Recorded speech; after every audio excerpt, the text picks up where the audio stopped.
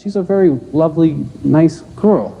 But I can tell you, after years of doing sex right, I am so attached to Lisa's big green eyes, it just blows my mind. I mean, I look at those eyes and I'm thinking, I am coming home tonight.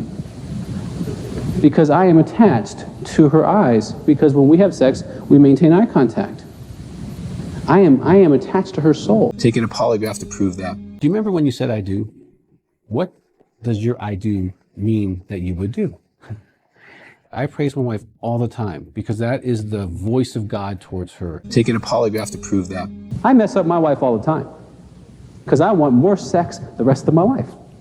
And I just really mean it with Lisa. I love her so much. She satisfies my inner being. Taking a polygraph to prove that. For well over a year, he counseled patients at his counseling center under the guise that he had a great marriage. And so that's deceptive. I mean, if you're going through a divorce, I think you should disclose that to your patients. Dr. Doug Weiss and Lisa Weiss were seen as the perfect couple for years. On social media and in videos, they showed so much love and affection that many struggling couples looked up to them for advice. Their marriage was even used as an example in the seminars they held to help people fix their relationships. But now, people are starting to ask some serious questions. Was Doug really in love with Lisa? Or was it all just an act to keep their business running and make money from trusting couples? I guess the butterfly feelings kind of last, I guess, for the first 18 months of maybe a new relationship. Is it because those fade away? Mine and you don't. get I got 30 comfortable, years or? and I'm still butterflied as soon as she walks. Seriously. That's good. Lisa's my buddy. She's my friend and co-partner in business and everything we do. And I invest in that. What's your favorite things about Lisa? Oh, she's got the purest heart I've ever met. I mean, it's just, she loves and serves with excellence. Everything she does with excellence. You know, she's an amazing individual, creativity-wise. She's an amazing mom, and she runs our company. You know, we just bought a 20,000 square foot building for a counseling center. That's a lot. She runs it like a home. I mean, people just like her because she's just got this kind of like, how can I help you? Heart. Mm-hmm. You know, that's just easy. That is so much like my Joni. Oh, thank you. Doug Weiss painted a picture of unwavering love and devotion for his wife, Lisa, over the years. A love that many admired and aspired to emulate. His heartfelt words, like the ones shared with Joni Lamb, created an image of a man deeply butterflied by his wife, even after 30 years of marriage. He described Lisa as his buddy, his co-partner, and someone with the purest heart. Doug praised her excellence, creativity, and dedication, highlighting how she balanced motherhood, their business, and their counseling center with grace. What happened to all that love? How did a man who publicly celebrated his wife's every quality end up divorcing her? For someone who repeatedly expressed being against divorce. Divorce is it's a no-win for anybody. That's why God doesn't like it. Because what happens is, depending on how well you were in this marriage, you're going to have regret on who you were if you don't have a clear conscience. If you didn't give it the last shot. In my office, Joni, I'm 3 to 4 times a month. Dr. Weiss, this is our last shot. I go, great, because we do pretty good with last shots. Most of them make it. So, with all of Doug Weiss's declarations of eternal love for Lisa and his public stance against divorce, it's no wonder the public was left stunned when news broke not only of Doug's divorce, but also of his sudden engagement to Joni Lamb. Let's put this into perspective. Joni, co-founder of Daystar with her late husband Marcus Lamb, remarried less than 2 years after Marcus's death. This timeline has sparked a whirlwind of controversy, with critics questioning whether such a quick transition allowed for genuine mourning or careful reflection. Here's where it gets even messier. Documents reveal that Doug filed for divorce from Lisa in January 2022, barely 2 months after Marcus passed away in November 2021. By May 31st, 2022, the divorce proceedings were finalized. Fast forward less than a year, and Doug and Joni announced their engagement in March 2023. They supposedly didn't start dating till August after he gets a show. And then by October, they're putting down a down payment for their honeymoon. Doug doesn't supposedly propose to her until 2 months later, December 31st of that same year. So this is extremely weird. But there's other weird things on here too that you told me about. February 8th is when Doug announces his divorce from Lisa Weiss. Okay, remember, she got divorced, and I've got the documentation. Lisa and Doug divorced on May 31st, He's announcing it on February 8th, 2023. I'm guessing the people that are going to him as a marriage counselor, do they even know this whole time that he's divorced? They don't, and that's what I had a big problem with, is that there was that deception. So for well over a year, he counseled patients at his counseling center under the guise that he had a great marriage. And so that's deceptive. I mean, if you're going through a divorce, I think you should disclose that to your patients. And so, yeah, it was over a year.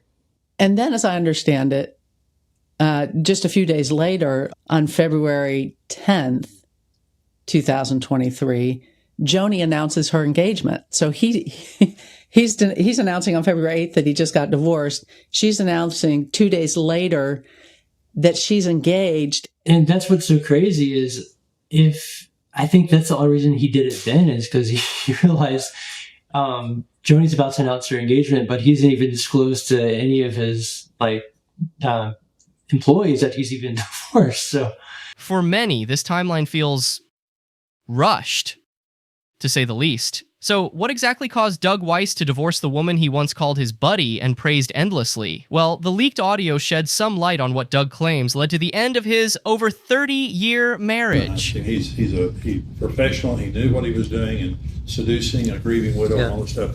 What I'm saying is, as a human, I'm talking to Doug on the phone and I'm asking questions, and he's answering every single question the way I've heard it answered over and over and over by someone who's been abused over a long period of time.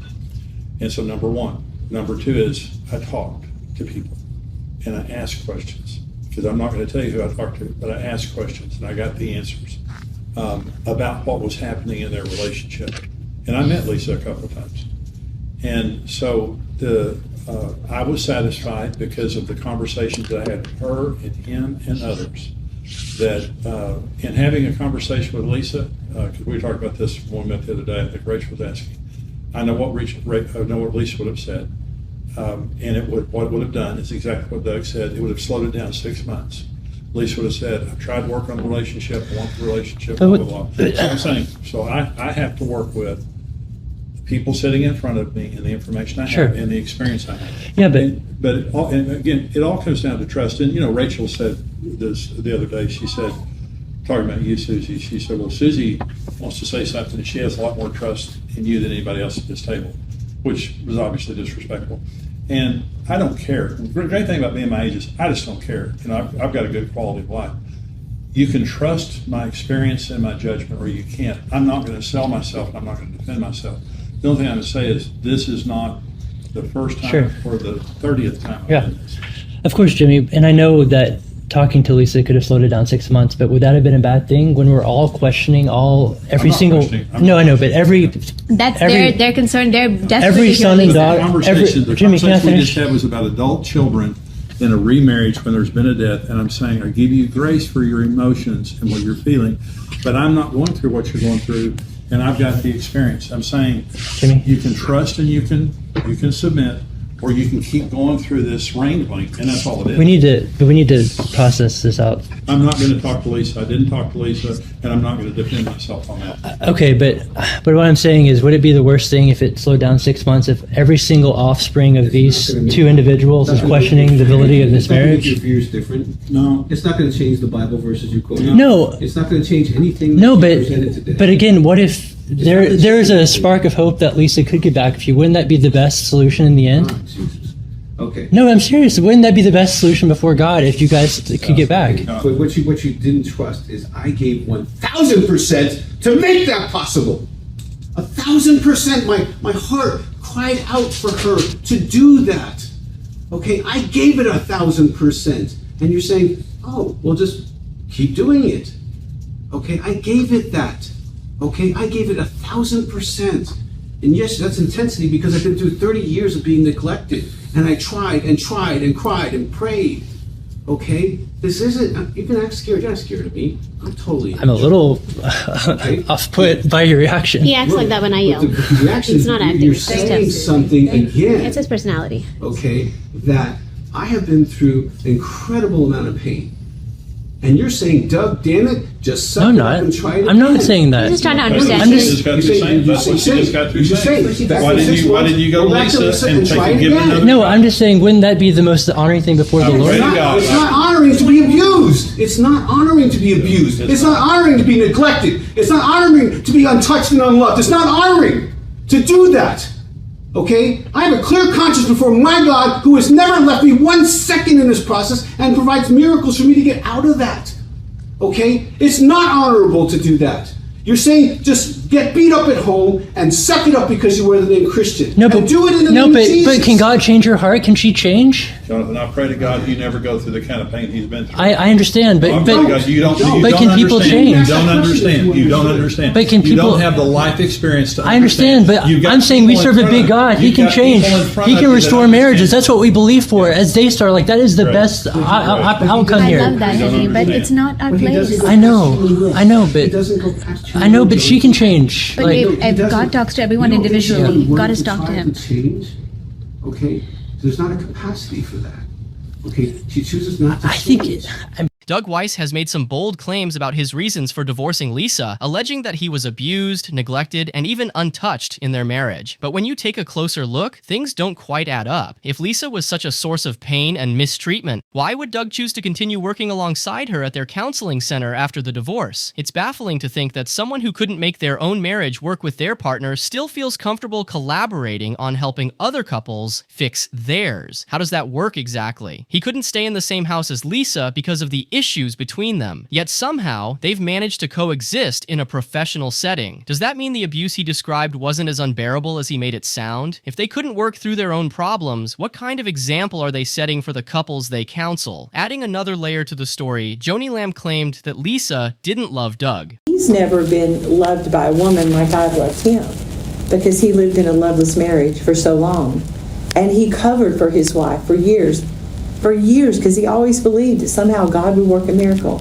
It's definitely hard to believe that Lisa didn't love Doug, especially considering it was Doug who initiated the divorce. He filed just 2 months after Marcus Lamb's death, a timeline that has many raising their eyebrows. And let's not forget the history. Doug Weiss had been counseling Marcus and Joni Lamb for years after Marcus's 7-year infidelity came to light. When you connect the dots, it's hard not to wonder if there's more to this story than what's been publicly shared. The timeline is key here. Doug files for divorce in January 2022, Marcus passed away in November 2021, and by March 2023, Doug and Joni are announcing their engagement. When you think about it, Doug was counseling the Lambs during some of their most difficult moments that likely involved deep emotional vulnerability. Could this shared emotional connection between Doug and Joni have grown into something more over time?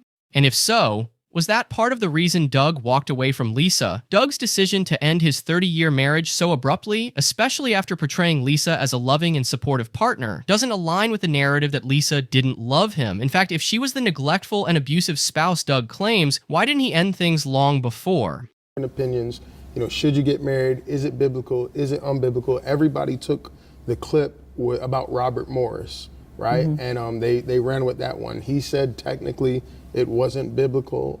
That's what Susie says Robert Morris told her.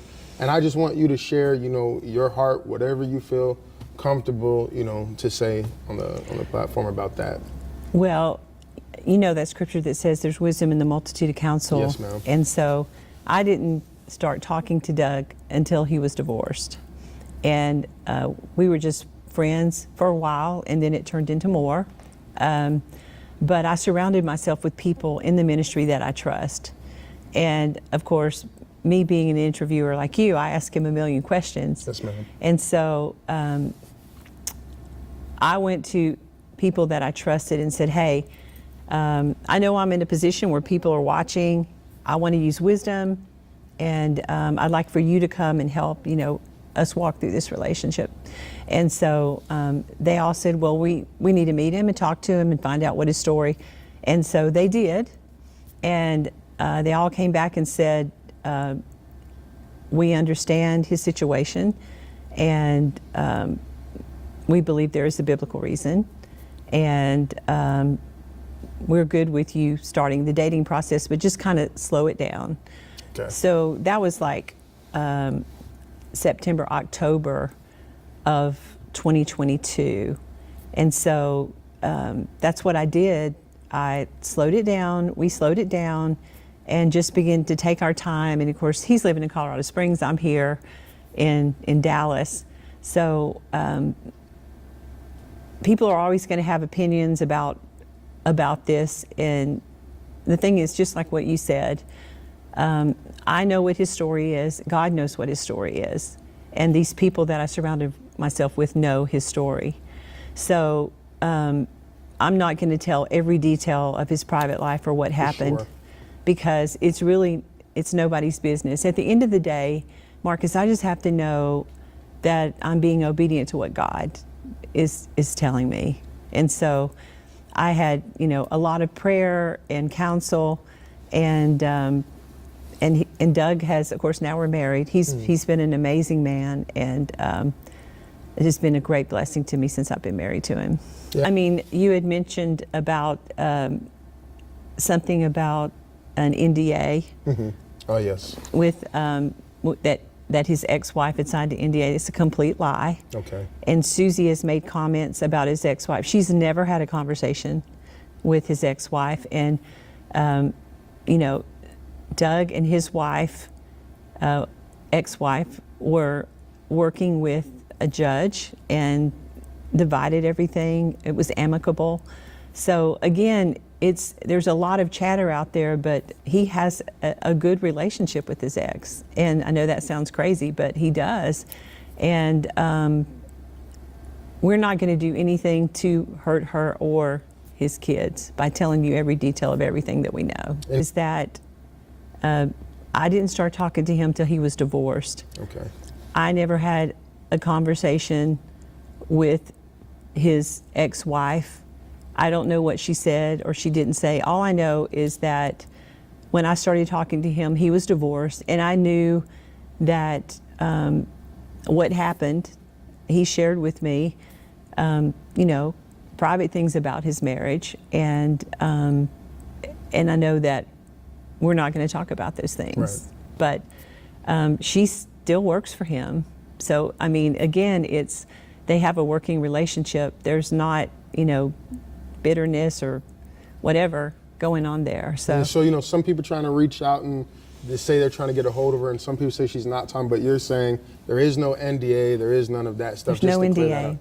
There was no NDA, yeah. At the end of the day, it's clear that some of these so-called Christian leaders preach one thing, but live out another. They twist the principles they claim to uphold and adjust the rules to suit their personal agendas. The many audio recordings released by Joni Lamb have given the public a rare glimpse into what happens behind the scenes, showing how these leaders use phrases like God's will and the Spirit of God to silence dissent and push their narratives. If you ask me, it seems like Doug Weiss saw an opportunity and seized it. Marrying Joni Lamb, a prominent figure in the Christian world, could be seen as an easy ticket to wealth, influence, and a life of affluence. When Marcus Lamb passed away, Doug didn't waste time positioning himself as Joni's next partner. And let's be honest, Joni Lamb calling this out says a lot. Maybe he could see through Doug's intentions and felt it was time to speak up. As this saga unfolds, it's my hope and prayer that the Lamb family finds a way to navigate this mess, rebuild trust, and ultimately let the truth come to light. These public scandals only harm the credibility of Christian leadership and the message they claim to represent. If anything, this serves as a reminder to test the integrity of those we look up to, ensuring their actions align with their words. Let's keep watching, but more importantly, let's keep praying for clarity and healing in this situation.